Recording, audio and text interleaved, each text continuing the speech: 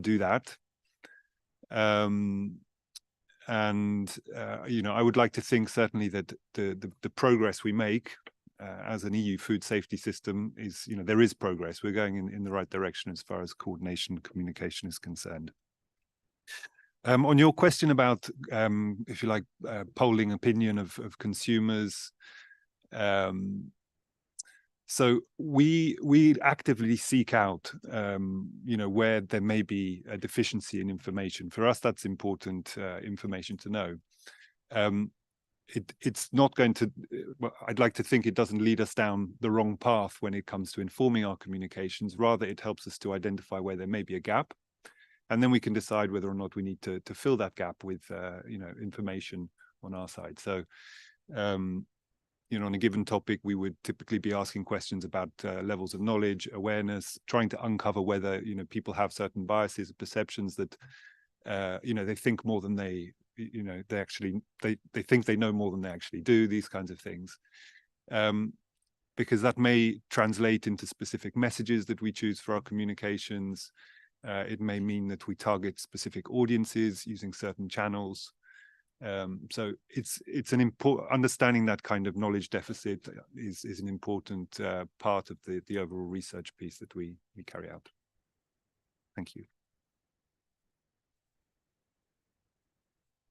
Thank you, Mr. Ramsey. I actually have a couple of follow-up questions, if I may.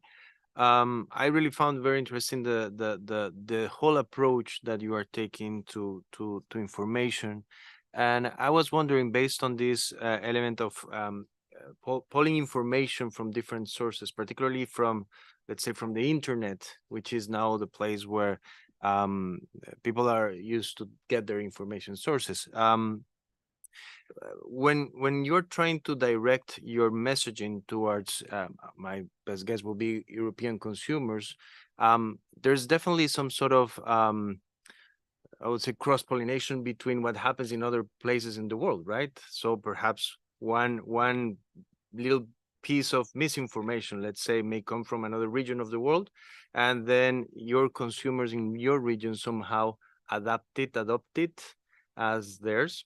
And then you need to convey the proper messaging towards your consumers. How do you deal with this element, but also when you are trying to pull your information to make sure that this is really something that is directed towards European consumers? You may be trying to address something that comes from another part of the world. And the second one will be, having such a complex and interesting system, how much of that could be replicated or used by other authorities that would like also to, let's say, leapfrog the process, and try to achieve perhaps not the same level of complexity, but at least the same type of processing of the information that you may get, or even use what you have. Have you engaged previously with cooperation with other authorities from other countries and regions on how to better achieve better coordination in the messaging? So these are my two questions. Thank you.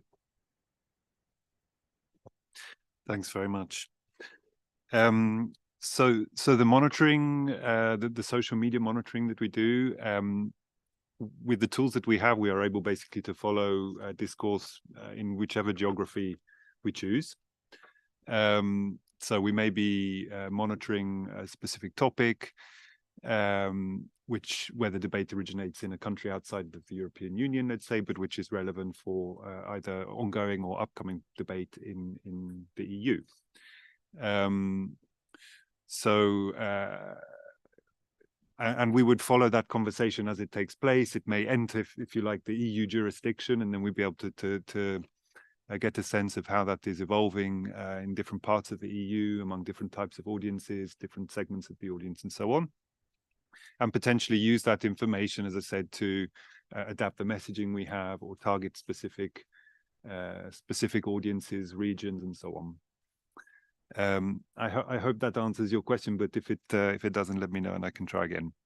As far as whether or not the kind of system we have in place, whether that can be replicated, obviously it grew up within the specific context of EFSA, but I would like to think that a lot of the, if you like, the models and ideas and tools that we have would be transferable to other organizations working in a similar space, whether they're public organizations involved in regulating food safety, or stakeholder organizations. And indeed, transparency was mentioned a lot today. We have, I mean, everything that we do in communications and for science is available on our website, including some of the models that I referred to. So I highlighted a paper by my colleague Domagoj Virbos and et al., which goes into detail, presents the whole kind of checklist that we have for identifying the nature of a topic, knowledge and perception, all of these kinds of things. So there's plenty of information available that we have published, which I believe would be useful for other organizations. And linked to that is your last question about how we engage with other authorities. So we have a strong network within the European Union, as you would expect, with member state organizations, but we also have an international liaison group for risk communications, which includes colleagues from Canada, Japan. We're linked closely and work alongside the FAO, WHO, and so on. So we do have an international network in place. And that's indeed something we would like to grow. So if there are colleagues here, you know, who are interested in finding out more about the work that we're doing on risk communication, I'd be very happy to hear from them. Thank you.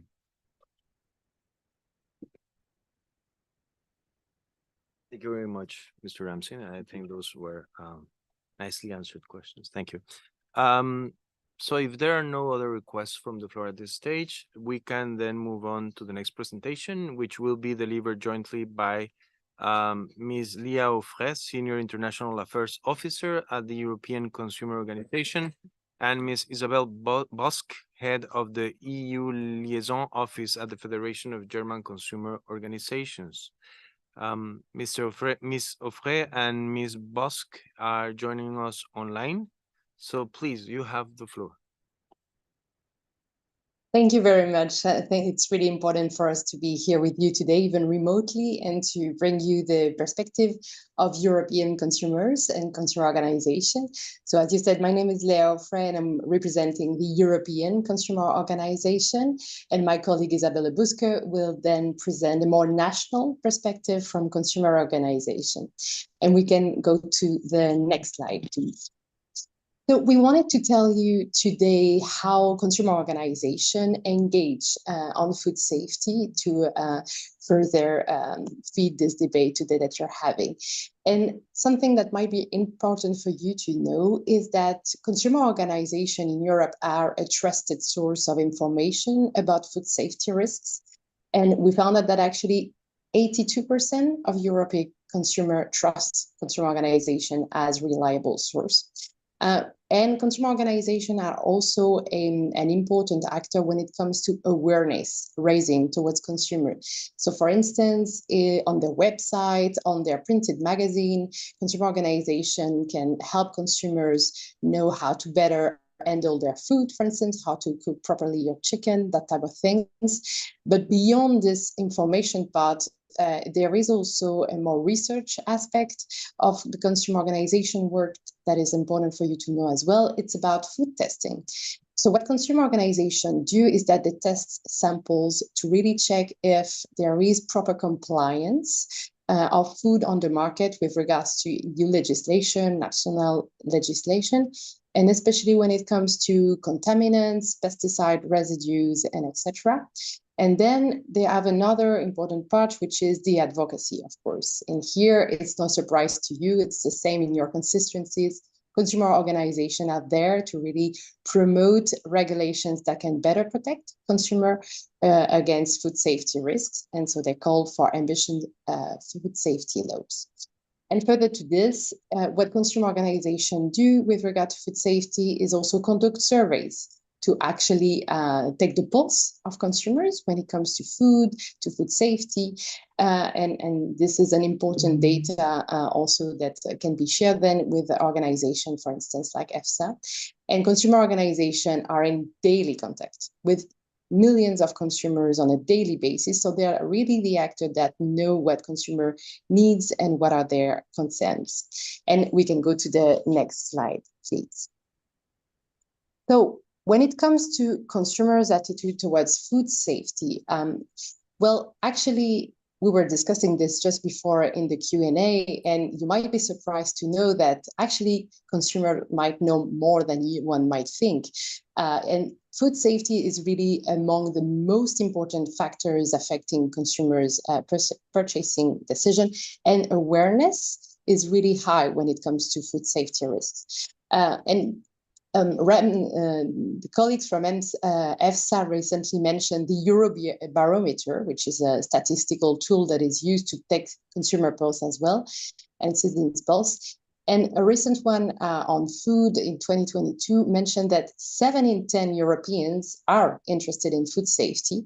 And it also mentioned that cost and taste are the most important factors affecting food-related decisions, and while food safety and food origin come after that. But still, this is really high on their agenda. And the food safety risks that are the most important for consumers when it comes to their purchasing decisions are pesticides residues, antibiotic, hormone or steroid residues, and additives. And this is really important for consumers. And another aspect that we wanted to mention to you when it comes to consumers' attitude is this growing awareness and this growing importance for consumers in Europe about the concept of One Health. So really the connection between health of ecosystems and health and welfare of farm animals. And this is something that has been growing in the past years. And we can go to the next slide, please. Now, talking about the topic of today's discussion, disinformation around food safety. We wanted to bring to you a few examples that we have seen in the past, and also to mention that sometimes disinformation can come from unexpected sources. Of course, and this is something you are very aware, is that disinformation, misinformation about food safety mostly come from internet, social media, and commercial entities with vested interest, also from family, from peers. But something that we found out in the recent years at BEUC and with our members at national level is that we had to deal with misinformation coming from policymakers and also sometimes from governments. I'm going to take the example of acrylamide, which is this processed contaminant in food that was regulated recently in the EU to better protect the consumer's health. And when this appeared in the regulatory landscape, well, we actually saw headlines that were suggesting that the EU wanted to ban French fry, which is something quite important where I'm sitting in Belgium, for instance. And of course, this was a complete disinformation. And those behind this disinformation were not only the producers that would be affected by these measures, but actually also some policymakers, which was quite preoccupying.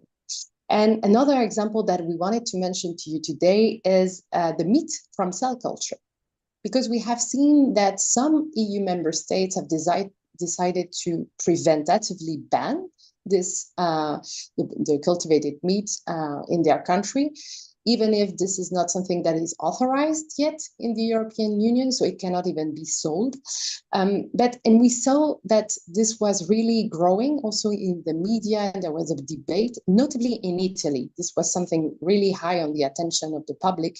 And consumers were really confronted with a lot of inaccurate information. So our members there, the Altro Consumo, the Italian member consumer organization, they decided to publish an article really to explain to consumers how the production process works, its potential benefits, its potential risk, and how it would be regulated in the EU to protect consumers if it is eventually authorized. So this is also the role of consumer organizations, to set the record straight and really do some fact-checking to better inform consumers.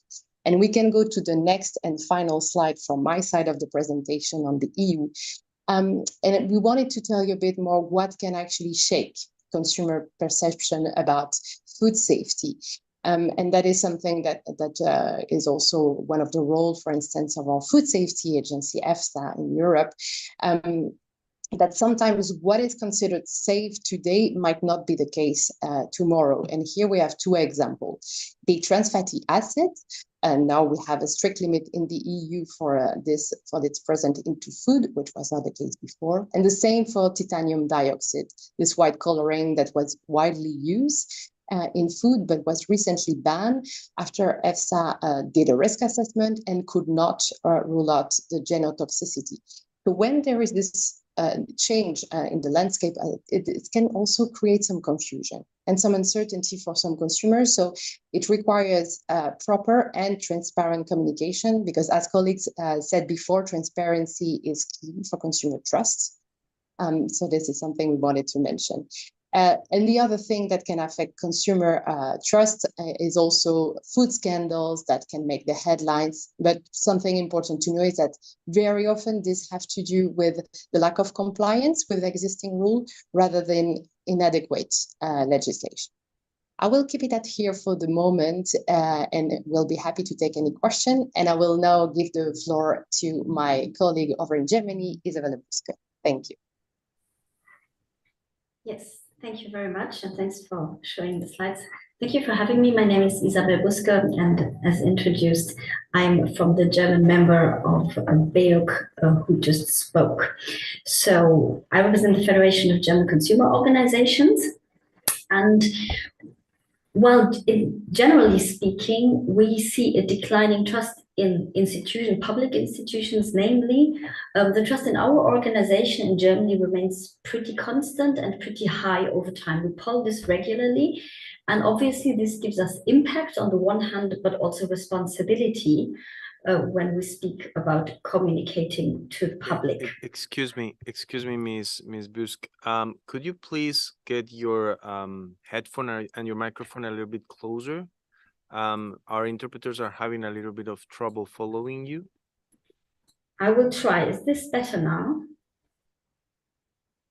We can try, and if the interpreters are still having problems, then I will take back the floor again, just to make sure that we have done everything that is possible in that regard. But the closer you can get it to your mouth, the better for the moment. It might reduce a little bit the echo that they are hearing right now. Okay, let me know. Otherwise, I have a second headphone and we'll try with that one. So generally speaking, as a consumer organization, we are working towards a social market economy that delivers to consumers.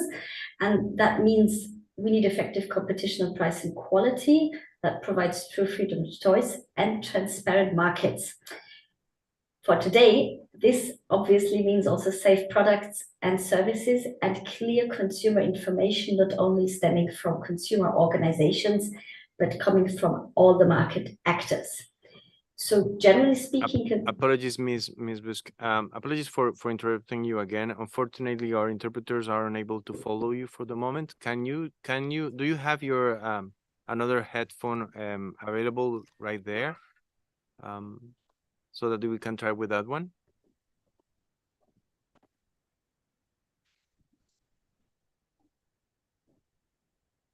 So can you hear me now? Yes, much better. Thank you. Okay, apologies for that, but great that this works now. So the next slide, please. I brought 3 examples for you today to demonstrate how we communicate to consumers and how we contribute together with our local branches to counter mis and disinformation. Generally speaking, in the European Union, food safety is very high, luckily.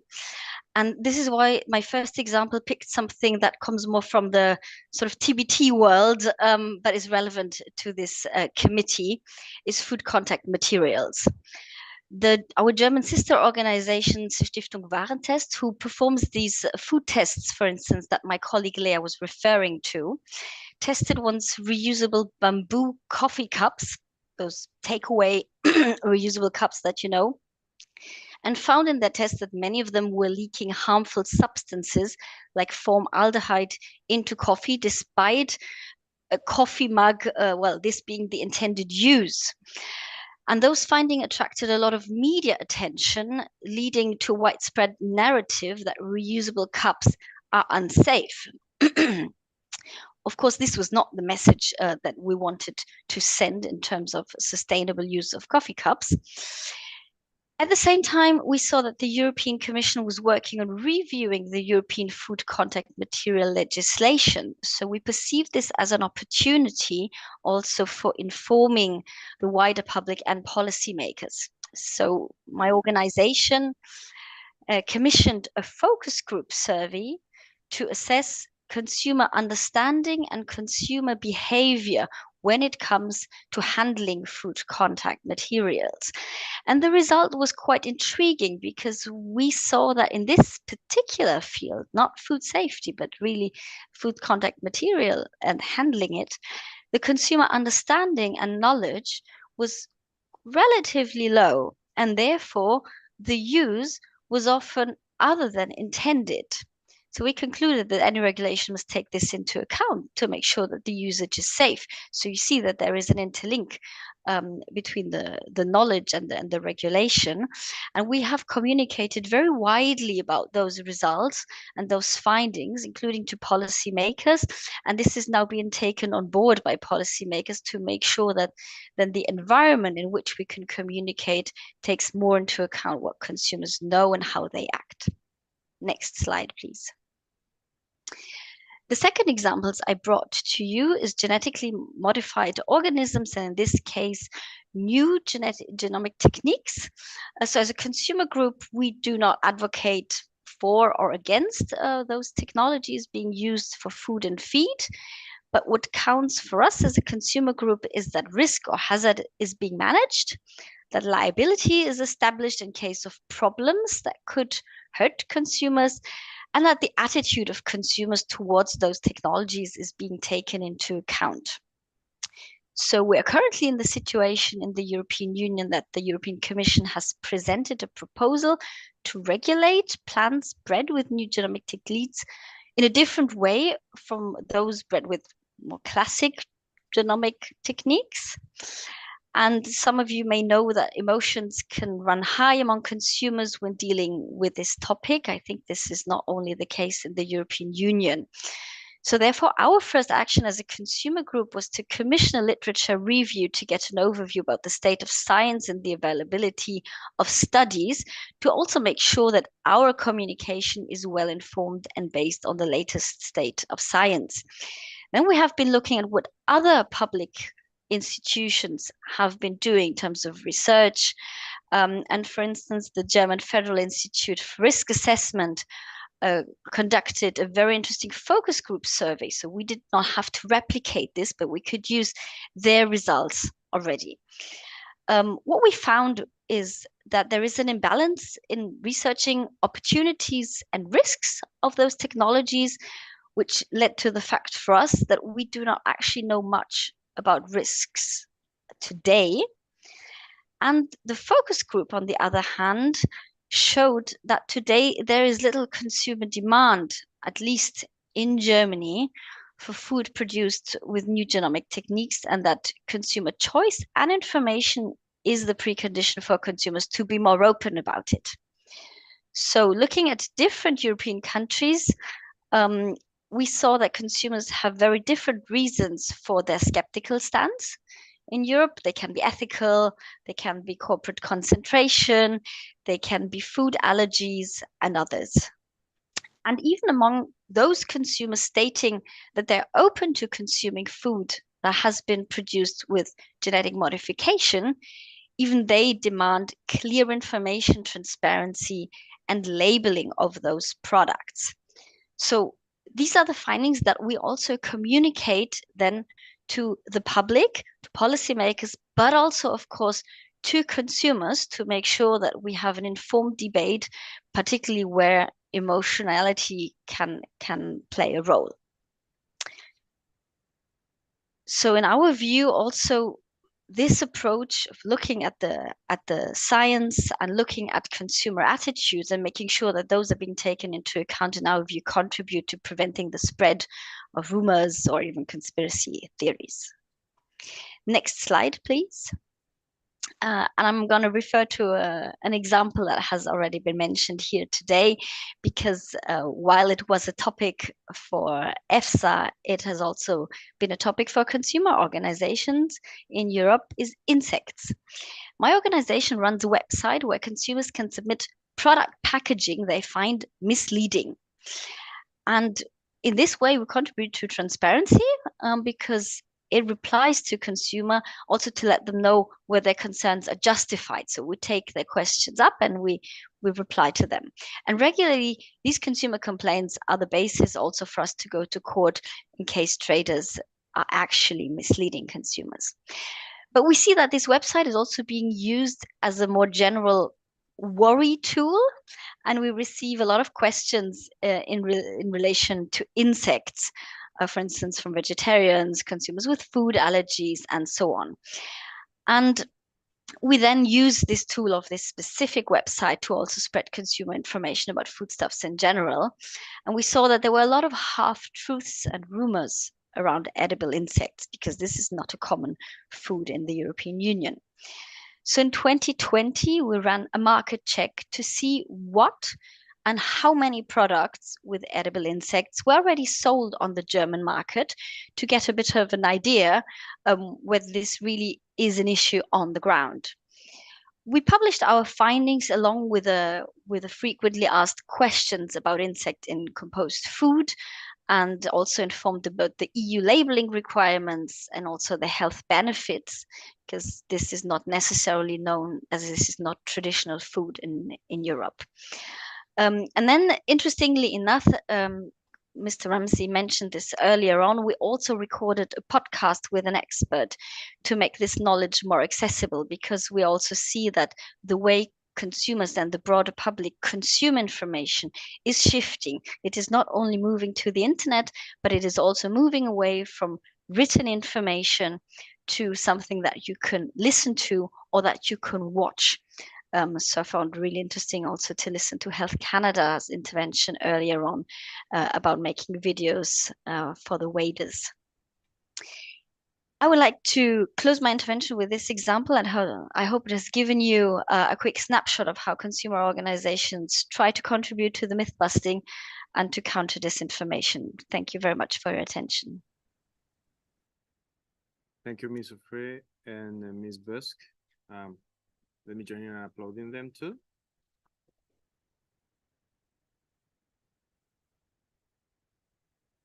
Let us continue now with the next speaker, Ms. Melissa San Miguel, President of Red Flag.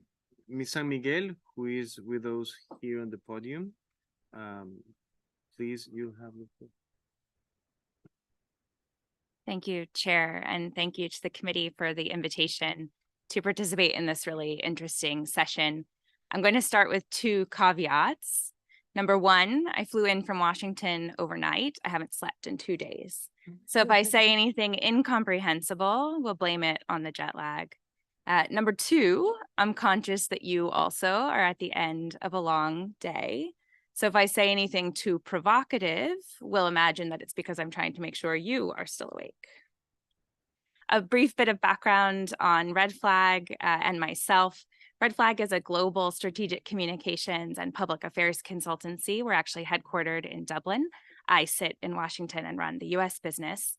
I started out my career on purely the policy side. I was in the State Department Foreign Service. I served first overseas in Brazil, Jamaica, and Honduras, and then in Washington working on trade and economic affairs. So I used to frequent Geneva, not rarely.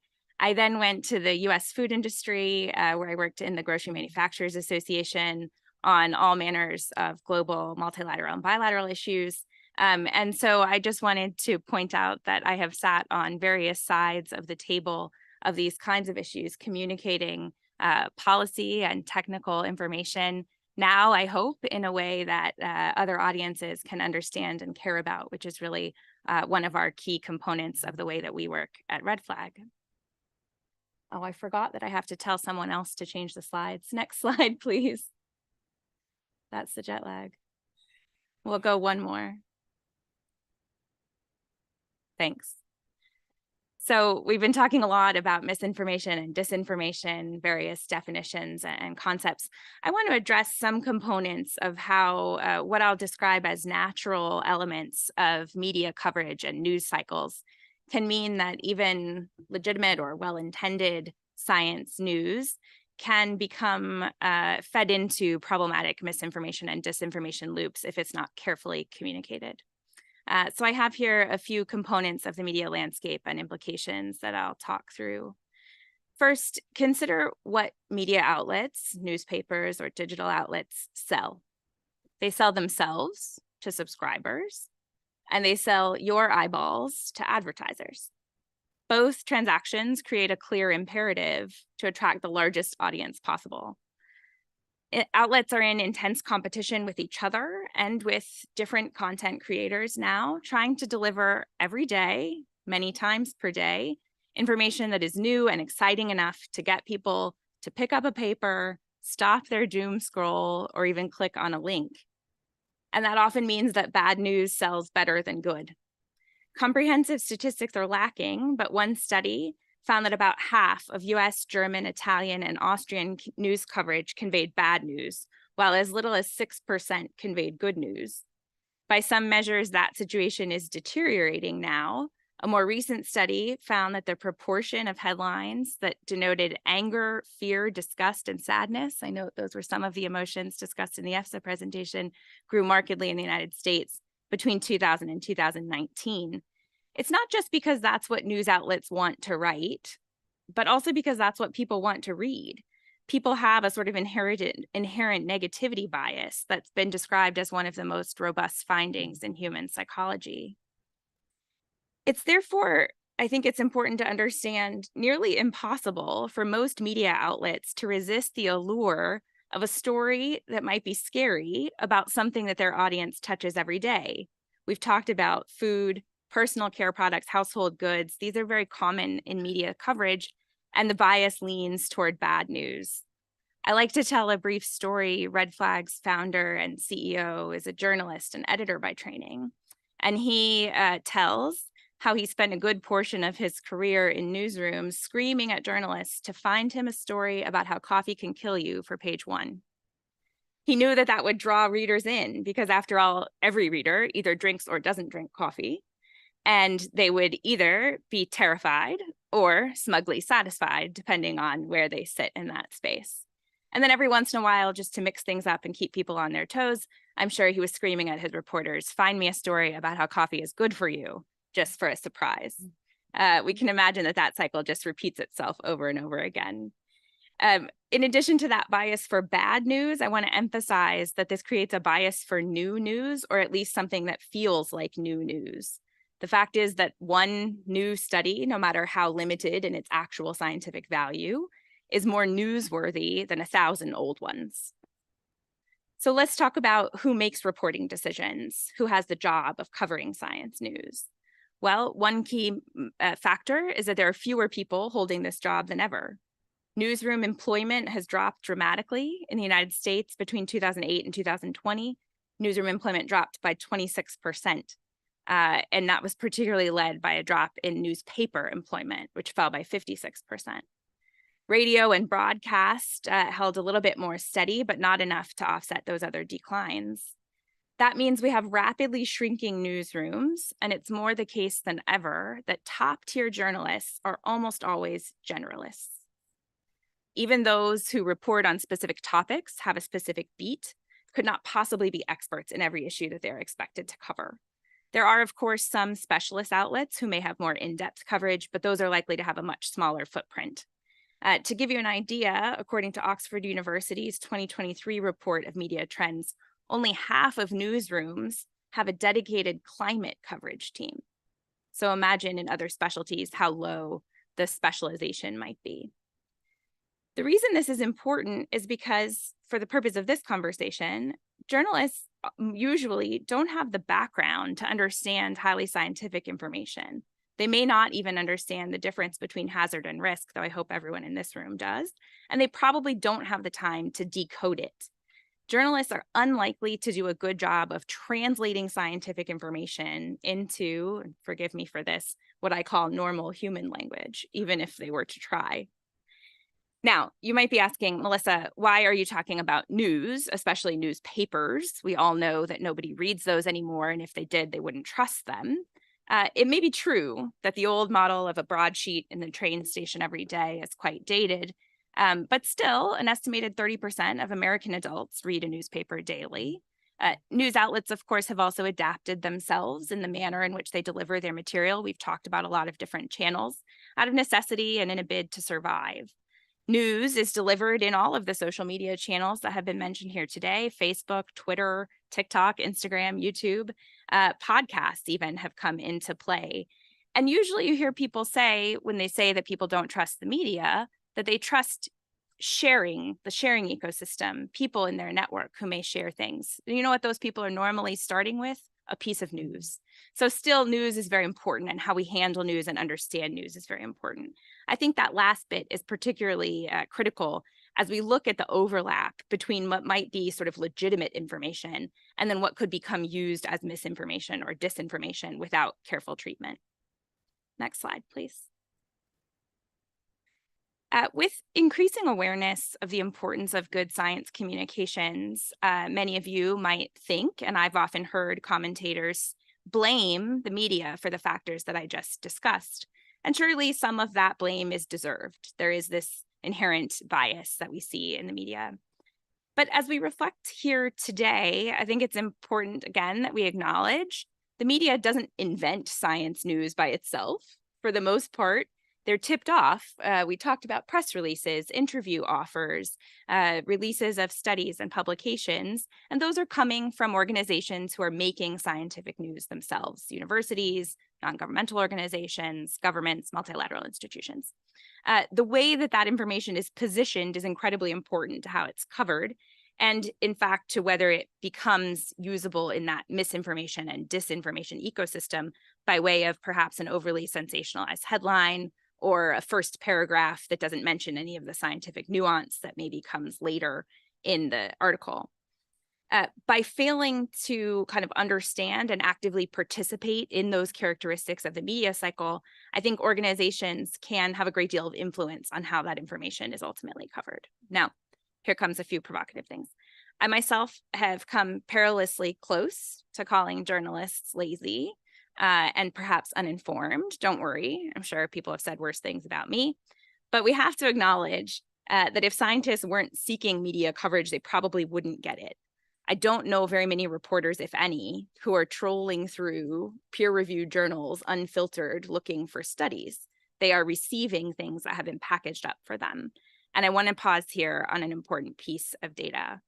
A 2022 study conducted by the University of Indiana Media School found that up to 65% of sentences in news articles reflected similarity to the underlying press releases.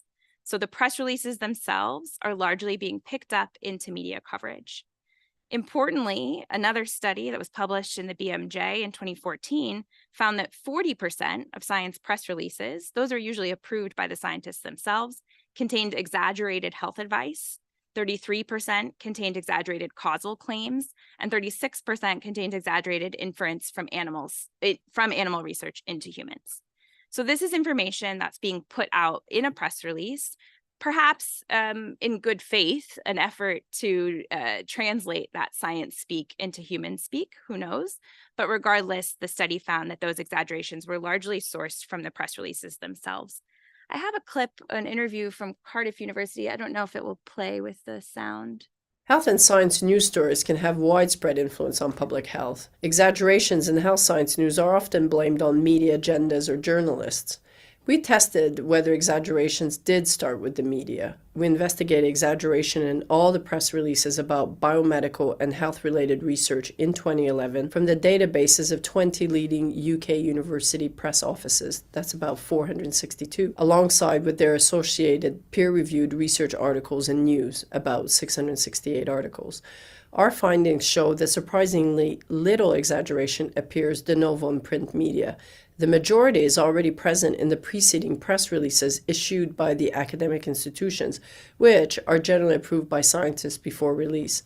As a retrospective correlational analysis, our results cannot demonstrate that the association between exaggeration in press releases and news is causal. We also do not yet know whether these results can be generalized to other press releases, for example, those by leading academic journals. Our ongoing research investigates these issues. I particularly love how careful she is there to talk about causation versus correlation. This is, I think, me being unable to use the screen record on my phone, by the way. We can go to the next slide. So while it might be tempting to entirely put blame on the media machine for disinformation and misinformation that comes by way of news coverage, I think we have to acknowledge that there's some underlying factors. We have plenty of examples to see that the current packaging of science communication is often at least not anticipating and taking action to avoid spikes in sensationalism, fear, confusion. Whatever the source might be, whether deliberate or unintentional, I think it can be hugely damaging to public understanding and create negative information feedback loops. I agonized over which examples to include because, as I mentioned, I did start my career as a diplomat. So I used to worry about offending people. I figured here I'd start with California because we can probably all agree it's okay to pick on them. California's notorious Proposition 65 became law some nearly 40 years ago and requires businesses to provide warnings about, quote, significant exposures to chemicals that cause cancer, birth defects, or other reproductive harm. Has anybody here lived in California? Been to California? Yeah. You'll hardly have to live there. If you've been to Disneyland, there's a big sign outside that says the Disneyland Resort is known to the state of California to cause cancer and birth defects. I have lived in California. I went to graduate school in California, and I can tell you that warning was on nearly every product under the sun. So about 40 years of bewildering or scaring consumers about everything that they could possibly touch. It's sometimes said that this overwarning effect is so well known that nobody takes the warning seriously. But the example on the bottom left of your screen is from my own, obviously very hip Facebook feed. Just last week, this is a mom shopping at a common grocery store in the United States. And she's obviously quite concerned about which specific ingredient in a product that she was buying prompted this Proposition 65 warning because she's trying to avoid getting cancer. Understandable. I also saw recently a TikTok video where the creator set out to purchase an air fryer, small kitchen appliance, but another shopper pointed out to her that that box had a Proposition 65 warning. So the content creator decided not to buy the product, and she posted to her followers to avoid air fryers because they cause cancer. That one video received more than 600,000 views, which might not seem like that many in the grand scheme of the internet, but I will point out that it's more than the average viewers for a nighttime news show, for example, on CNN. So this is, a tremendous way that information spreads. I'll take one last shot at California. They have, of course, also been recently in the news for passing a piece of state legislation referred to at the bottom right of your screen. It was sponsored by the Environmental Working Group, which actually Dr. Hallman mentioned earlier. That bill bans 4 common food ingredients that are approved for use by the FDA in the United States. That group is sponsoring similar legislation in the state of New York and has said that its goal is to drive reformulation for the entire US market, basically circumventing, I don't think that they would even take offense to that description, circumventing federal food safety regulation. So I think an interesting set of consequences there to consider. What people eat is, of course, a very emotional topic, as we've heard, highly emotive, as are the other products that we use every day. And connecting a product that you eat, choose for your family on, somebody said before, 3 times a day, we all have to eat, to cancer is probably one of the most challenging messaging spaces we can observe. Again, here, I'm not going to pass any judgment on the things I'm about to say. I'm just going to describe messaging challenges that I think arise from them. Let's think about cancer. Scientific frameworks for assessing cancer hazards don't really fit into human logic for making sense of the world. Can take, for example, the International Agency for Research on Cancer, or IARC, an agency of the World Health Organization. Of course, here, the IARC is located in Lyon. This infographic, which comes from IARC themselves, shows some kind of explanation. Next slide. Guys, it's a mess. So this is their infographic here on the screen. If you understand the difference between hazard and risk, if you know that IARC does not conduct risk assessments, if you know the difference between human and animal studies, and if you understand that items in the same classification can have very different levels of risk, maybe this infographic makes sense. But I think we can all acknowledge that there are not very many people in the world who have that knowledge base, as has been demonstrated repeatedly in messaging and coverage of IARC hazards assessments. Most people, and here I point back again to journalists themselves who are tasked with covering the news of things like cancer hazards, will not understand the infographic or the underlying information that defines how the agency deals with cancer. I'd venture to guess that few people, maybe even in this room, know that IARC doesn't even have a classification for something that doesn't cause cancer. So to the average consumer, it's very difficult to take in this information and understand what it means to their lives, I think. In fact, I think to give credit where credit is due, the existence of this infographic indicates an awareness of that problem, right? It indicates an institutional awareness of the ways in which we need to engage with humans about how they understand cancer in their lives. I think also the most recent IARC monograph, which was published about aspartame, a common sweetener, shows again a real awareness of the challenges of this space. IARC and Codex were conducting reviews basically simultaneously and went to pretty great lengths to coordinate their communication. You discussed earlier the importance of coordinated communication. If any of you are just casual consumers of the news over the summer, you probably saw some news about aspartame.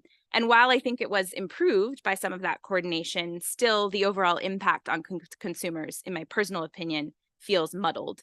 The reactions that were necessary also from regulators and food safety agencies.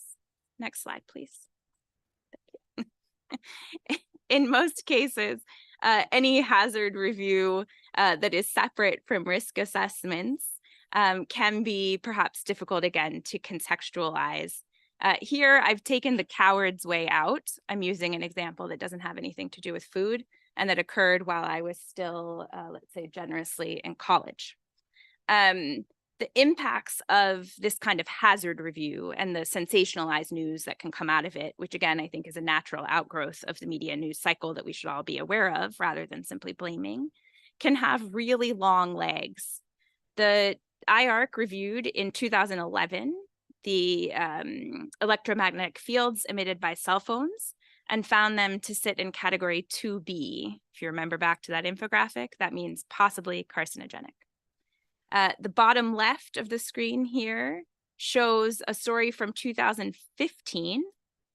The red part was the original headline, pretty egregious overstatement, which the New York Times ultimately corrected. And then fast forward, I have on the right side of the screen, widespread fact checking of multiple social media posts that were applying the IARC's original 2B classification of cell phones to other wearables, in this case, AirPods, earphones. I often say ear pods, and my 15-year-old daughter makes fun of me. These fact checks, frankly, I think are a little bit generous. Missing context feels like a pretty light sentence on fact checking the claim that was circulating there, again, to hundreds of thousands, if not millions of people. Of course, there are also regulatory impacts. At least one country that I know of has prohibited sales of one kind of cell phone. Again, I don't know that much about phones, obviously, including how to use my own. But I think we can say from experience in the food sector, and this also has been mentioned before, that there is a kind of self-replicating cycle. When something is banned or strictly limited in one market, consumers, organizations, governments may begin to feel pressure how they can allow such a product to continue to be sold in their market. This is another reason I debated over examples. Surely even in this room, some of us will disagree about which of these cautions is correct on a scientific basis, but I also think we can agree that the communication of those issues is quite important. I would just go to one last slide, please, the next one. Here, I borrowed this from the Instagram feed of an account called Beauty SciComm, which writes about science communications and personal care products. I don't have any affiliation with this group. I just really like the concepts that are articulated here. I think we've heard today how important these information feedback loops are and how much of an impact any node of this cycle can have on the others. I think it is possible to do better. While we understand the kind of system of media and communications fundamentals, in fact, I think it's incumbent on us not just to say, oh, communications are hard, science is hard, and science communication is the hardest of all, and then leave consumers to their own devices. I think we really do have to emphasize creating these good information feedback loops rather than allowing the negative ones to continue. The last slide just has my information, email, of course, and you can find me on Twitter, often yelling about these same topics.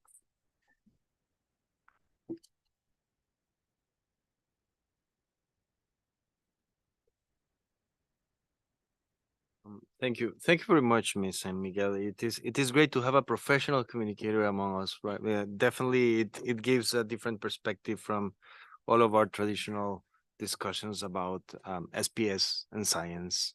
And you pointed out very clearly the challenges that we are facing.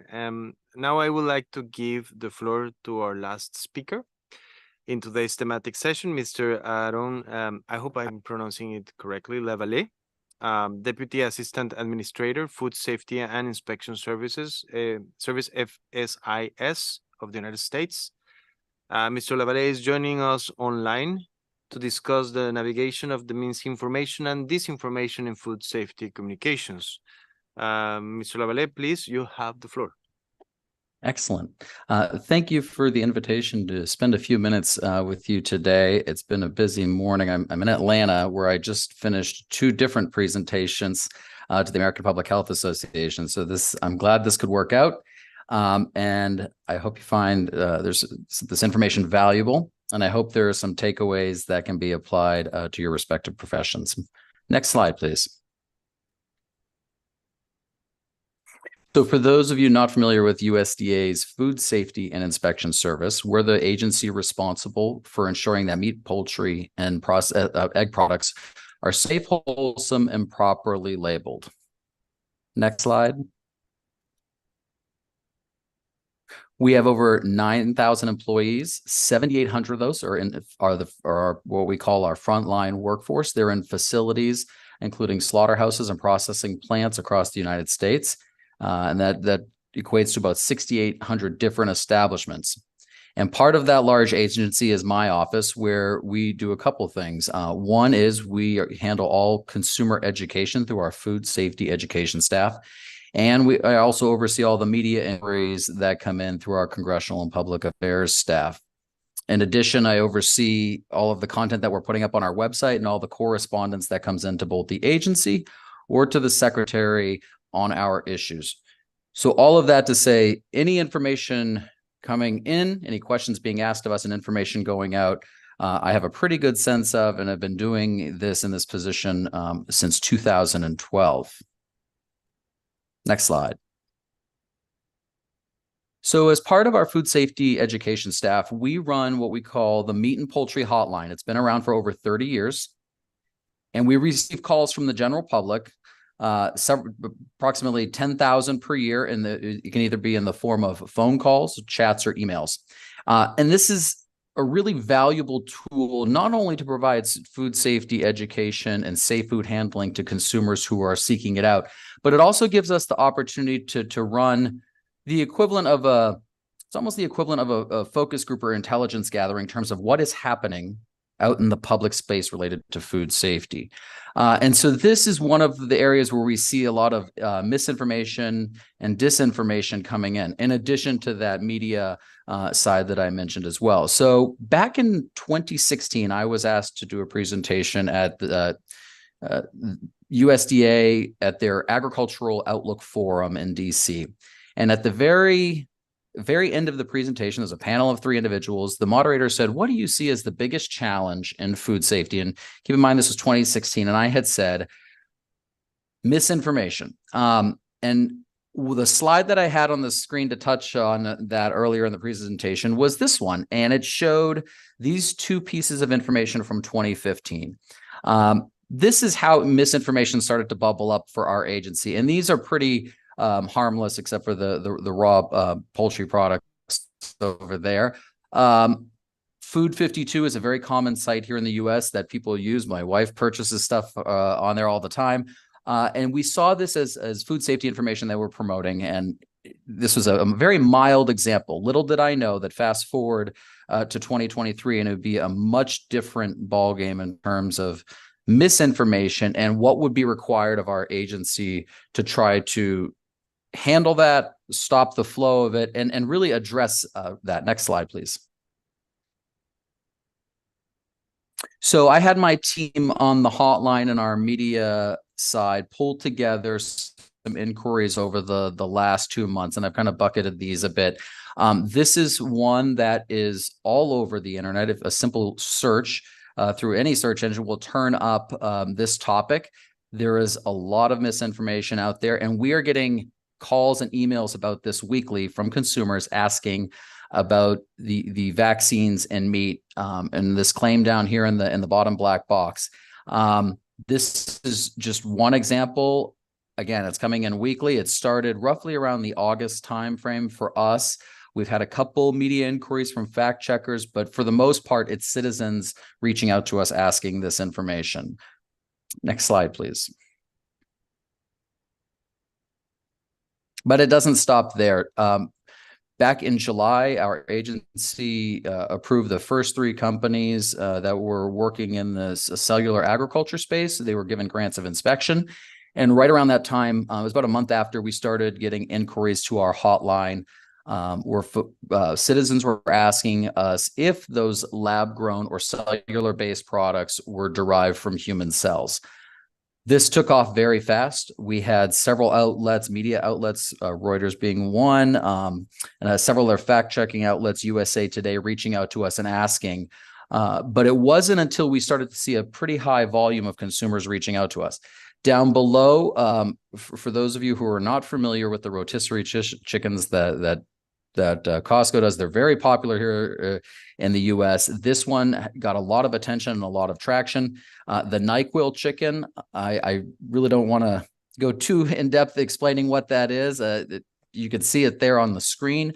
And then just within the last 2 weeks, we were getting inquiries about meat and whether it was magnetic, and it was proof of the products coming out of these cellular grown companies. There was injects or other claims made related to this meat being magnetic, and the video shows somebody going into a store, picking up a package, and a magnet sticks to it.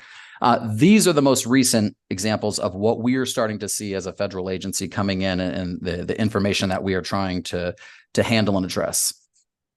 All right, next slide, please. So setting aside the consumer education and misinformation side, we have also seen over the last 10 years a rise in the weaponization of information. And this is coupled with our agency posting an unprecedented amount of data, whether that's in the form of data sets or reports online. Part of that is just a natural progression of transparency. A lot of the data that is coming out of these plants that our inspection personnel is gathering, it's all posted on a monthly basis on our website. And with that, there's a question, there's a lot of misuse of that information. Oftentimes that data can be taken, and depending on how you want to use it, it can be used within a false context. The examples down here at the bottom of the slide show you the sort of campaigns that we see. Oftentimes those campaigns are closely linked to a policy position, and these entities will be advocating on a policy. And sometimes without that context, a claim, warning this poultry may contain feces does get a lot of traction online. Clearly from the consumer response, it's not meant for them to understand it more than at a surface level. It's that reaction around that initial attitude or values that entities are trying to manage. But all that to say, there has been a very large increase in the weaponization of this information for other goals. Again, it could be related to a specific policy that the agency is working on, or it could be the intention of changing consumer attitudes or habits around protein consumption. Next slide, please. So in the short term, there are the couple things that we are trying to catch up on and position ourselves to be able to address this from the FSI as an USDA level. One is being faster with our media responses. Oftentimes, the window to address these issues is very, very small. When somebody goes and they share content, it's very seldom that they're going back and making corrections. I mean, we see this with the media. I think oftentimes, we'll push for a correction, but the reality is once that initial headline goes out, people generally don't read the same content twice. They don't go back to see that editor's note or that correction that was made. So I think it means that we have to be better as a federal agency and as a communications office in our responses, in being prepared to respond to these. So is that content ready and accessible? Do we have statements? Do we have fact checking or other content that can be dispersed waiting in the wings, ready to go? The next thing I think we need to really increase and be better at is really monitoring the, a couple more short-term ones, monitoring the landscape. And that's difficult. So many of these channels that are being used, we as a federal agency in the United States, we are allowed to play in some of those spaces. Other channels we are not allowed to use. And yet when we look at where consumers are getting their information, some of it we have limitations on our ability to engage with those consumers. So for example, TikTok, with the United States and the federal agencies not being able to participate in that space, it does put us at a disadvantage. Are there workarounds? And possibly there is some overlap with some of those demographics and how audiences use those channels, but we are missing out. So I think to the extent that we can, monitoring those outlets is important, but that takes a tremendous amount of resources. The volume of information that's out there across channels, I think that leads us to when we do find it and we spot it out there, what do we do? Oftentimes when calls come into my staff, I'm asking them to try to track down gently, ask them where they got that information. Was it a Facebook post? And then we go on the hunt, see if we can find out. Oftentimes that is a fruitless endeavor, tracking down the source of some of this misinformation.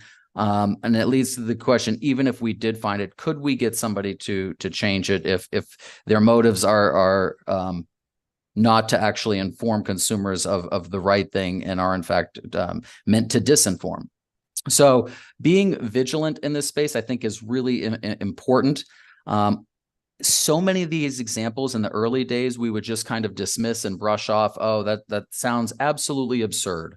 This will never go anywhere. We shouldn't lower ourselves to addressing that. And I think in 2023, that's kind of gone out the window. We've seen, again, NyQuil chicken. I don't think anybody could have foreseen how fast that would take off on TikTok.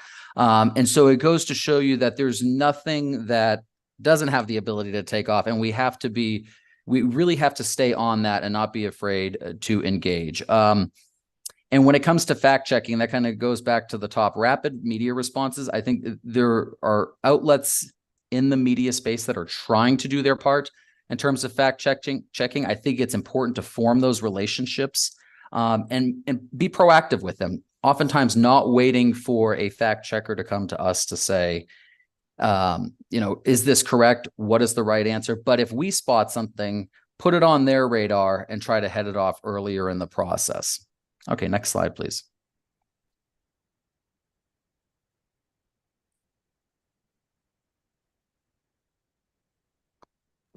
In the long term, I think one of the challenges we have in this space is as social media and the internet has become more accessible to all of us, there's a real interest in the food space, how food is made, how it's processed, the details. It's why some of these videos are so, some of this content moving on social media is so viral. People inherently have an interest in it because we all eat. However, as the previous screen showed, when you do Google searches of some of this information, there are no responses. It doesn't come up. There is a huge content void here on behalf of experts and entities who have information that should be accessible to consumers and getting into the hands of consumers. And so that content void is something we really have to look at. And oftentimes it has to do with various technologies, the cellular ag being an example. The use of radiation or ionization is another example, where oftentimes when you search for these things that are used in these processes used in the food space, there isn't a lot of information out there. There's a lot of misinformation out there. And so it puts us at a disadvantage. So I think one important strategy is to really fill that long term. Number two is engaging partners in this space. I think in a lot of cases, at least where we sit at USDA, stakeholders, others out in the public space rely on us to have this information, as opposed to having multiple sources of trusted information. So I think engaging those various stakeholders to have content related to either their processing or products, things like that. And I think it's important to expand the discussion related to food and food safety. I think oftentimes our natural reaction is to be passive and to wait to talk about certain issues. I think the more that we can put, again, and it kind of leads into that filling that content void, the more that we can talk about the work that we do and put our processes out there in different formats that keep pace with how different generations consume information, the better we're going to be positioned. The next one, more food safety experts in this space. So over on the right, I've put a couple different handles. Academic Foodies is a handle on Instagram run by two folks here in the United States. One works at the university level. One works for a consulting firm. Both have a background in this. And they started this to engage on Instagram, engage food safety mistakes and influencers. I've had a chance, and I know them both pretty well. It's a fascinating discussion and to hear of their struggles in trying to address misinformation, all the way to the point of getting threats when they have engaged and tried to do so. Safe Plates is run by North Carolina State University. They put a lot of content out. And then there's the University of Nebraska down at the bottom. But there are not a lot of food safety experts engaging in this space. I think when these situations blow up, a situation goes viral, oftentimes it's the same one or two voices that are consulted, or fact-checking happens with a very small pool of people. So expanding that and making our experts, our scientists, more accessible. And again, sometimes this is really about engaging in that social media space. For years, we've media trained our experts, right? Let's make sure the leadership of our agency is trained in the media. But social media has kind of been viewed as that's a younger people thing. But the reality is, over the last 10 years, those numbers and demographics on social media, it's changed quite a bit. And to not be there and not be engaging with this expertise at that level is a mistake. And then working with partners to fill in the technology gap. As I mentioned, at USDA and across government here, we're at a disadvantage in terms of not being able to contribute to the dialogue in some of these places. But I think that's where engaging partners and reaching out with partners, whether it's the university level or different stakeholders across advocacy groups or industry, can help kind of fill that gap where we can't be present and addressing where this comes up. So again, both short-term and long-term strategies there. Next slide, please. All right. And so again, what do we need right now coming out of this discussion? Coordination with trusted sources. I think that definition of trusted sources, I was glad to hear the previous presentation. There has been a lot of change in this over the last few years. And oftentimes I offer up to anyone who will listen that in some cases, it may not be government sources. It may be those academic sources. Coming out of the pandemic here in the US, I think we've seen some shifts in terms of the concepts of who is a trusted source. And then also who has the science. We are starting to see more and more questions come in. Something as basic as this is how you defrost a turkey. So for those of you who are not familiar, Thanksgiving is approaching here in the US. It is the largest food consumption day of the year. Our hotline is getting a lot of calls in advance. And one of the questions that we get is related to how to properly defrost a large turkey. It can be tricky. They are bigger than a standard chicken carcass. Over the last week, we have been asked by 4 different consumers, where is the science backing up your recommendations for defrosting a turkey, right? People are not trusting at face value some of these recommendations. They want to know the science. And so that's an example of where that level of trust comes in and becomes very important in terms of getting that information to consumers. Addressing the misinformation with vulnerable populations. Oftentimes, we're talking about folks that may not have the same level of access to information, or they're being targeted with misinformation. And I think it's important to keep an eye on that and to address that as best as we can. And again, as I talked about on the previous slide, elevating science and expertise. And I know that can be tricky. There's been I think in the presentation I was just at, there was an expert from Nigeria presenting on food markets in Nigeria, and they looked at 2 different markets, and they looked at food handling practices in these 2 open air markets. And as part of her discussion, she said basic science, just what is a germ? A germ is bad. A lot of that is, I think we've taken for granted in terms of the amount of knowledge there. And it's not just here in the US, as she indicated, it's really global. And so kind of really making sure we're elevating the science. And that's not even high level science. We're talking about the basics of just pathogens or bacteria or germs, hand washing, cross contamination, just the basics. And again, additional resources and focus on communication. I mean, communications is an important part of food production. I think most entities that are in this space now have communications. They at least have a seat at the table. They're part of the discussion, part of the process. I think putting more resources into that, I think it's going to be right up there with any other department when we're talking about food production. As we see, this misinformation can make or break a product or a company or whatever it may be. And so really elevating communications and putting more resources to it. And then part of that is making sure that we're staying on top of these changes through research. There is not a lot of research that happens in this space. I think we barely understand how consumers get information and interpret it all across some of these new and developing channels. It seems like every year or 2, there's a new channel out and the trends change and folks are jumping over to communicate this way, or there's a new app. And so really making sure that we're putting energy and capacity into that research and staying, really knowing our audience and staying, keeping pace with them.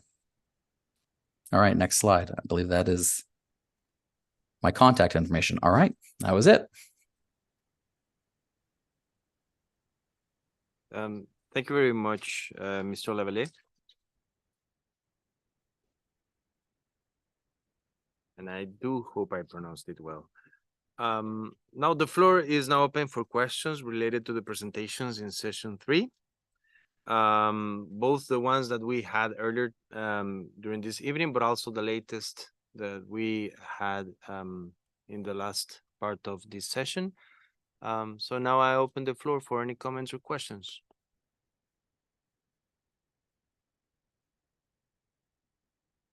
United States, you have the floor.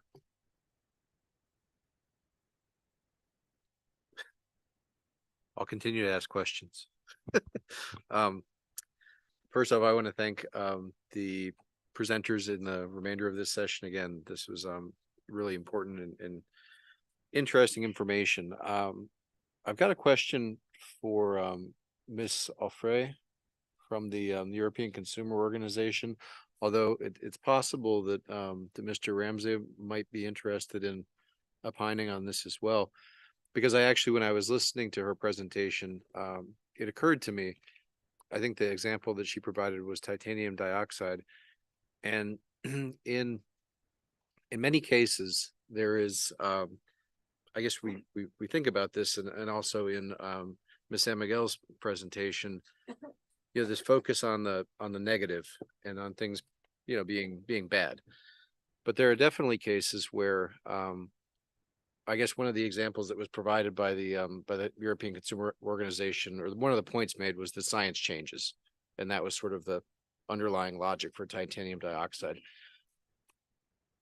I guess there's an implication there that science, I guess that when science changes, that only results in perhaps more restrictive measures. But I think that there's the opposite that's also true, where science changes to the extent that we learn more, and we know that in areas where perhaps we had concerns, after there's a demonstrated safe use for 5 years, 10 years, 20 years, that maybe some of the restrictions that were in place are no longer justified.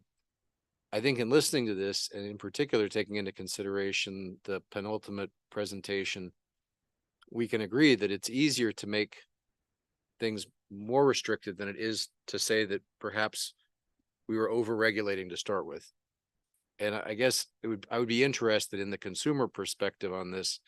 And I think obviously one of the examples that comes to mind is genetically modified organisms that, based on a history of safe use, some of the concerns that were raised, in the early or the late 90s are obviously have been refuted many, many times. But, there is a permissive belief among many consumers that hasn't evolved over time. And so it seems as though both the consumer side and the regulatory side is well adept at taking new measures, new restrictions based on additional information, but is not well positioned at all to say that maybe something isn't a risk anymore. And if you don't agree with the GMO thing, that's fine. But just in general, what's your experience with going in the other direction of trying to convince consumers that maybe something is safer than they thought that it was? Thank you.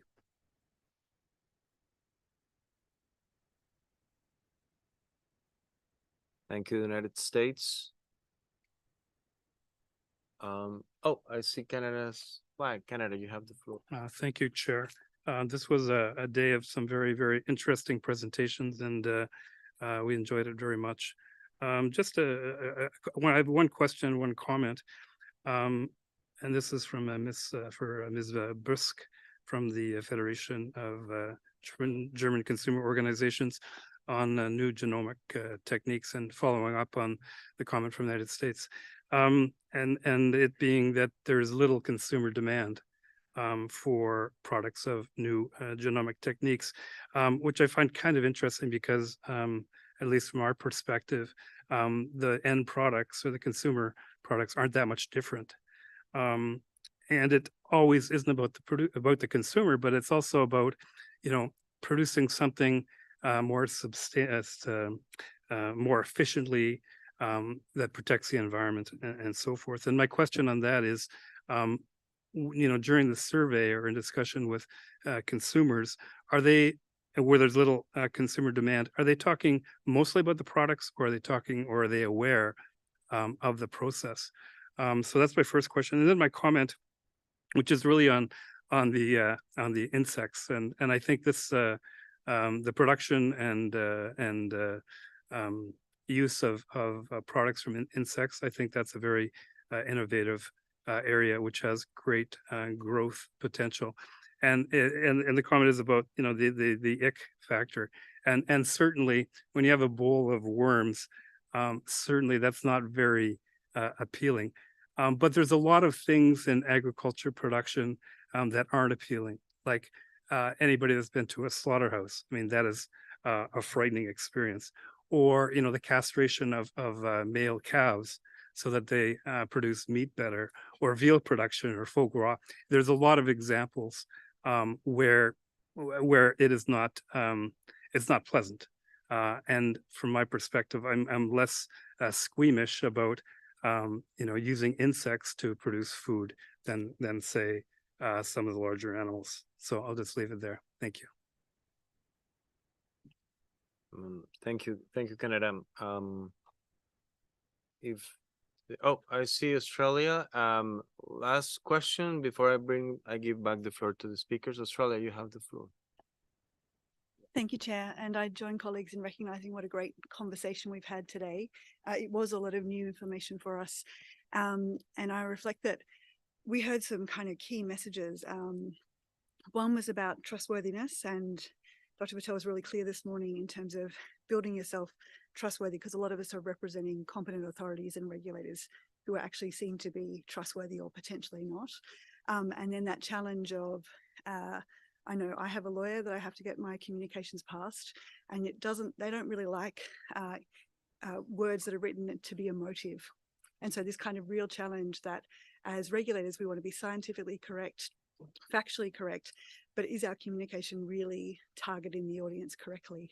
And I guess potentially a number of our colleagues who were preparing presentations this afternoon in the afternoon session were going to that exact issue, that, you know, we've written a press release, we've cleared it with legal, we've cleared it with science, but we haven't necessarily been clear, and it's been too easy to misinterpret or see the challenge. So I guess I'm interested from all the speakers here in terms of, when you see that happen, what would be your advice to us as regulators to correct the message? So I take the point, engage early, engage often, from the speaker just then from the US. But is there one particular technique there, I guess, in terms of responding to consumer dissatisfaction? Welcome that view. Thank you, Australia. We will also have a little bit of time to discuss that in the next steps on the fourth part of this conversation, the thematic session. But it will be very useful to have the reactions of all the speakers, perhaps as a wrap up on their interventions on that specific point. So with that, let me give the floor now to, in order of the questions, to Ms. Offre, followed by Mr. Ramsey, and then by Ms. Buske. So Ms. Offre, you have the floor. Thank you very much, and thank you for all the questions. It's really interesting, and also interesting to hear from other colleagues who made a presentation. We have learned a lot today. Regarding the question from the delegate from the United States, it's a good question indeed. Maybe the disclaimer on my side is that my organization does not communicate directly to consumers. Our members, national consumer organizations, do. So it would be a bit of a guess here, but in case there would be a product that was banned on the grounds that it was considered as unsafe, and then scientific knowledge would have evolved, and it would appear that this product or else would be now considered as safe. Indeed, it would be tricky, but I think the key here, and I think it's answer also the question from the delegate from Australia, the key is to be really transparent in your communication, and also really speak in a manner that is comprehensible for consumers, really seeking on factual information and not maybe trying to convince them too much, but really sticking to what really matters, how you got there, what this change of science means, and why the rules will now be changed. And as you said, like to have a different kind of regulation, but always put the focus on the fact that the concern is first to keep consumers safe. So you have rules and you have consumer information in place, and you're putting first their interest and making sure that the product that they will eat is safe for consumption for them. And even if there was a change of regulation, this is still your first concern. This is important to keep really the consumer trust and really make sure that no one is left behind on this. So I would keep it at this stage and maybe give the floor to the other colleagues, but happy to answer any follow-up question you might have. Thank you, Ms. Offre. Mr. Ramsey. Thanks. The question from the US delegate. So I think this idea is perhaps a misperception that there is a tendency by regulators to be focusing only on, if you like, negative messages around food safety risks, let's say. I think it may also speak a little bit to the comments that Melissa was making as well about there being a tendency with news media, at least, to focus on negative headlines. So you're more likely to see, something where a product is highlighted as causing a concern than the opposite. So the opposite is not necessarily true. In our case, I mean, we're not involved in, for EFSA at least, we're not involved in setting legislation or making authorizations. So, we have a responsibility, of course, when we see a public health risk related to food, we should communicate on it. But we also communicate frequently and make publicly available all the scientific opinions we do on different areas.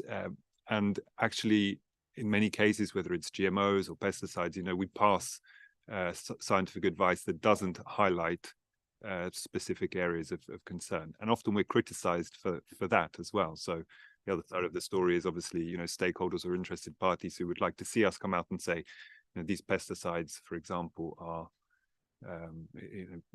harmful or cause a risk, which is not always the case. So we follow the science wherever we can. In some cases, whether it's titanium dioxide or whatever else, we are obliged to communicate publicly that we see a risk.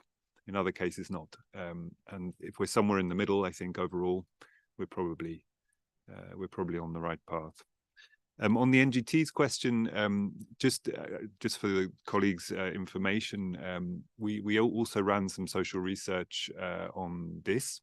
So to look at consumer perceptions, knowledge, awareness of this issue in the EU. It's obviously subject to ongoing discussions in Brussels at the moment as the legislation is coming to a head. But if you're interested in finding out more about what consumers in the EU think about insects and insect-derived food, then you'll be able to find that information freely available on our website. And I think, well, to the question about from Australia about how to address, or what's the most effective way of addressing dissatisfaction, we had lots of good ideas today, I think, whether it's engaging quickly, rebutting firmly, acknowledging social, cultural aspects related to food. I think from our point of view, and I go back to the theme of the presentation I made, it really helps to have a good understanding of what your audiences require from you in terms of information, where you can find them. So I would advocate for the social insights, if you will, the societal insights as informing risk communication. That's a good place to start, I think. You'll be better placed to communicate from there. Thank you. Thank you, Mr. Ramsey. Now I'd like to give the floor to Ms. Isabel Busk so she can also address the question, and then to Ms. Melissa San Miguel that she wants also to address the question by Australia. I'm conscious of the time and the fact that we still need to have a last point in the agenda of today's meeting. So if you can be as brief as possible, please have the floor, Ms. Isabel Busk. Thank you, Chair, and thank you for the questions. So regarding the question from the US delegate, as a consumer group, obviously we do not define our role as imposing products on consumers, but to leave them to have the freedom of choice and to inform them and public debates as well as possible. So the same goes obviously for creating markets. This is not our role to create markets for specific products in any sense. So obviously there are different interests in creating markets and all the dynamics and many actors, and we're just one of them. And our role is to highlight preferences and concerns of consumers where they are, and to make sure that they are being taken on board in the public debate and in the policy debate. And the question from the Canadian delegate was going a little bit in the same direction, the question of consumer demand. So one nice example maybe I could highlight here for better understanding is the Swedish case, where the Stockholm Consumer Organization has been polling consumers over a number of years and to see also a bit the evolution. And to give you some spotlights here, the interest in products derived or bred with new genomic techniques and genomic techniques, generally speaking, has been increasing over the last 10 years. And the perception has eased, if you want to speak in a European context. At the same time, it's now just under half of the people surveyed, the consumers surveyed, that would consider buying these type of products. And when faced with the question of whether they would choose a potato that has been bred with genomic modification, leading to the fact that you do not need to use pesticides 10 times over the period of growth, or whether to choose, on the other hand, a potato that needs to be exposed 10 times to pesticides over the growth period, only 1/3 of the people surveyed said they would go for the first option of the GMO potato. Just to give you a little bit of the sense of where we stand. And also I would like to highlight that perceptions of consumers across the European Union differ very much from one member state to the other.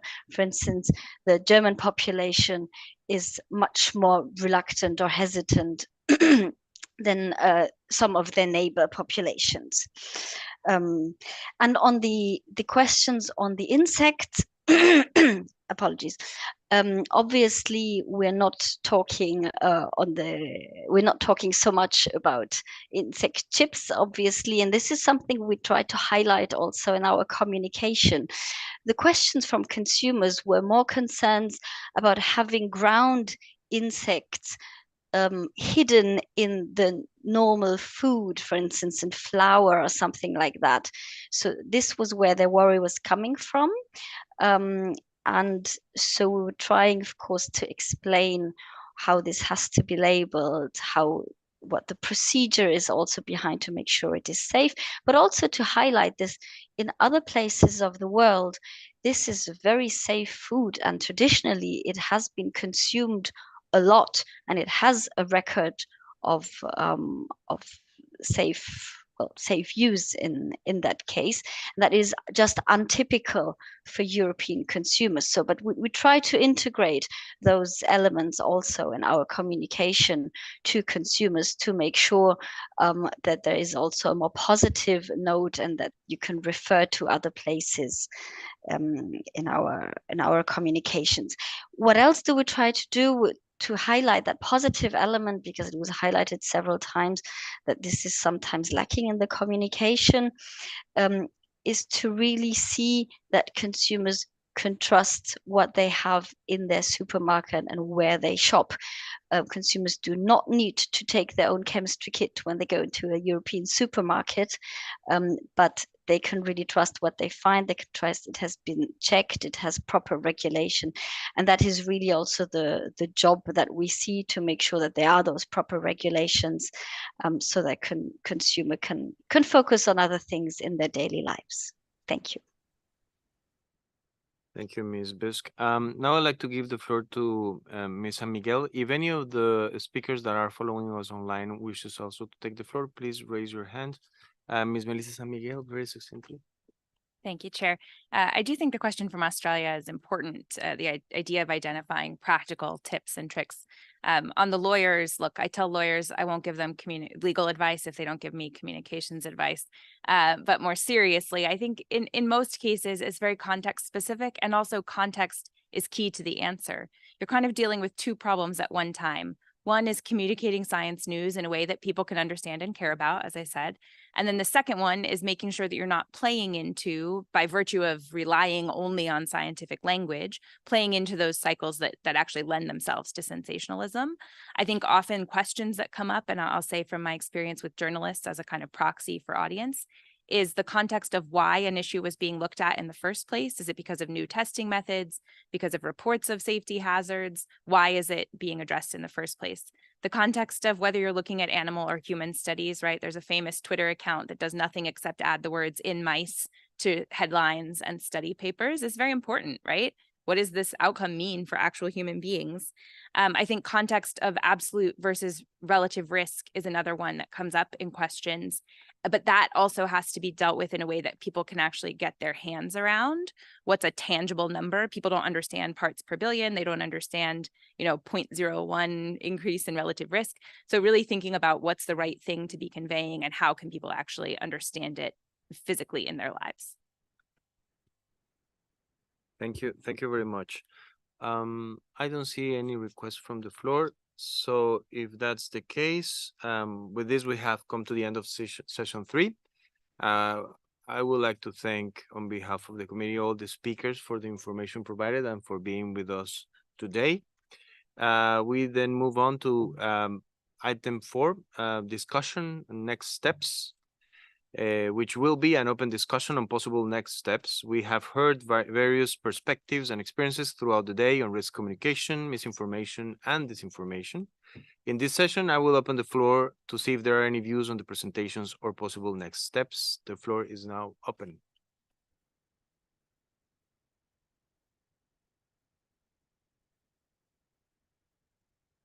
Yes, United States, you have the floor. Thank you, Chair. And yeah, as I guess the original proponent of this and the chief question asker, I think it is fitting for me to speak first. First off, I'd like to thank the Secretariat for their hard work in putting this together. These aren't easy, and I think that this went off very, very well. And so congratulations to you all. I'd also like to thank the presenters, some of whom woke up at various hours and called in from different places. I think that it was a broad range of perspectives that were shared here, and I think everybody did a great job. I'd also like to thank the members for agreeing to this, particularly when I wasn't exactly sure what this was going to turn out to be. There were a lot of questions when this proposal was initially put forward, and I think members in good faith supported this. And so I hope that this has been a good session and there is no buyer's remorse to that. But either way, I very much appreciate the confidence that members had in the proposal. With regard to the presentations, I'm not going to go too into depth, but as something I said earlier today, this isn't the sort of conversation. These aren't the types of topics that many of us in this room tackle every day. And I know that for myself, I'm going to be thinking about these issues, and I know that the audience is going to be thinking about a number of these presentations for quite some time. On reflection, this committee, and I've said this before, over the last 25 years or so has focused really heavily on risk assessment. I think naturally, because that's really kind of the first step in the process. We've invested time and energy in risk management, but less so. And I think we've tried to touch on risk communication, but I think we can all agree that both in the committee and in general, in international development and capacity building activities, we just haven't spent too much time on risk communication. And so there's an opportunity there. I think what these presentations highlighted for us today is that we're all affected by misinformation and disinformation. Given the information ecosystem that we're in, I forget which presenter talked about that, and the central significance of risk communication on the trust that stakeholders put in all of our regulatory systems and the decisions of our competent authorities. I think it's really incumbent for the SPS committee to keep seeking ways in which to discuss and further analyze the implications of misinformation and disinformation on SPS issues. In terms of next steps, pretty general, but I think it might be helpful for members to think about ways in which we or they can strengthen efforts to identify and combat misinformation and disinformation, particularly when developing SPS measures. And to keep this timely, this is probably a topic that we should keep in mind during our deliberations under the 6th review. Thank you, Chair. Thank you for your comment. United States, I see the flag of Australia and followed by the European Union. Australia, you have the floor. Thank you, Chair, and thank you to all of our presenters today. I myself found it fascinating, and I'm actually struck that I'm feeling quite hopeful and positive. I think I started today thinking we were going to hear about how difficult it was. I guess I'm conscious that for regulators, it feels like it's a really difficult conversation to educate consumers when there's so much misinformation and disinformation. And we heard a lot of examples, plastic rice in the Gambia, you know, some crazy ideas that maybe cell cultured meats coming from human cells. And, you know, we heard a broad range of examples, but we also heard some great examples of success stories and some really clear demystifying actually in terms of the actions we can be taking, in terms of we can be clearer with our communication, really knowing our audience better, and really that reminder that food safety and the technical regulation also that we need to step out of that and get a broader set of skills in our decision making and our communication so that we know our audience better, we know the tools and I guess the channels to get to those people. So I have to admit, I'm feeling of finishing the day feeling actually quite positive that there's quite a range of tools, technologies and solutions out there to tackle this really important issue. I agree with Rob, this is an important conversation for us going forward. It's not going to go away. It's clearly a very, very pressing issue for all of us. And so thinking about how we can design that into our better communication as regulators and, you know, ideally giving our consumers better food safety messages, but also more trust and confidence in global trade so that we do actually get to those great outcomes of global trade, global food security, and of course, more sustainable production as we move that around the globe. Thank you so much. Thank you, Australia. Now I give the floor to the European Union. European Union? Yes, thank you very much. I'm in a lucky position because I had before very good summaries by the two previous speakers, so I won't repeat it. I will just recall a little bit how this whole thing started. I remember when we saw the first draft from the US, everybody was a little bit puzzled what it will be about, what we will talk about it. And there was a lot of hesitancy, I would say. But as you have seen, we really engaged in the process. And I think the EU had most of the speakers. And we really tried to show you a lot of examples and examples from the different consumer related or risky related risk communications and misinformation, and to have the whole range of aspects. I would say that we are ready to discuss it further. I won't get into any commitment from our side, but of course we are open to talk about it in the future as well. Thank you very much, and thanks for your speakers. Thank you, European Union. I see Canada. Canada? Thank you, Chair. Just a quick comment to build on those already made. I want to thanks to all the speakers and those who were responsible for bringing together today's session. I think it really was very interesting, and I think we all have a lot to sort of absorb. That certainly, I've been a bit quieter than some days, just as we're absorbing so much information and new ideas. And much like my colleague from Australia said, I think there's a lot of reason for optimism, a lot of great examples of very positive tools that are out there from a diversity of speakers.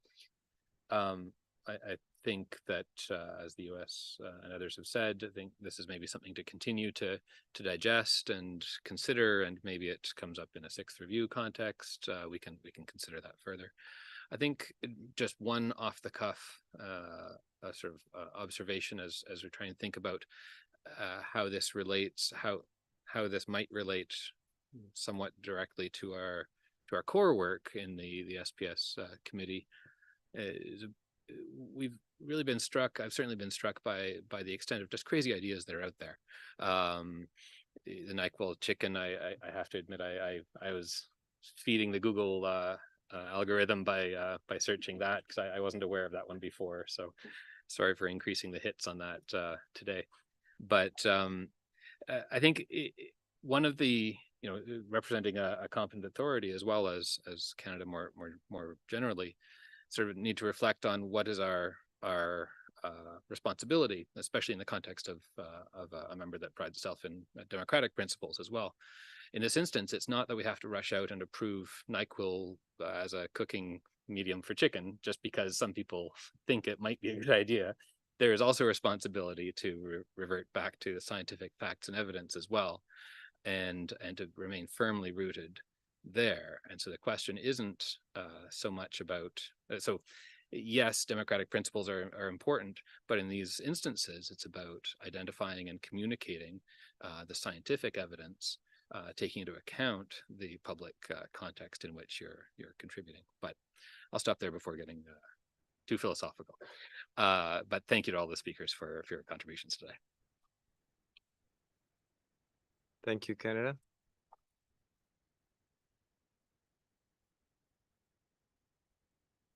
I see no other requests for the floor. If that's the case, we then come to the end of session 4, and now we move to session 5, the closing remarks.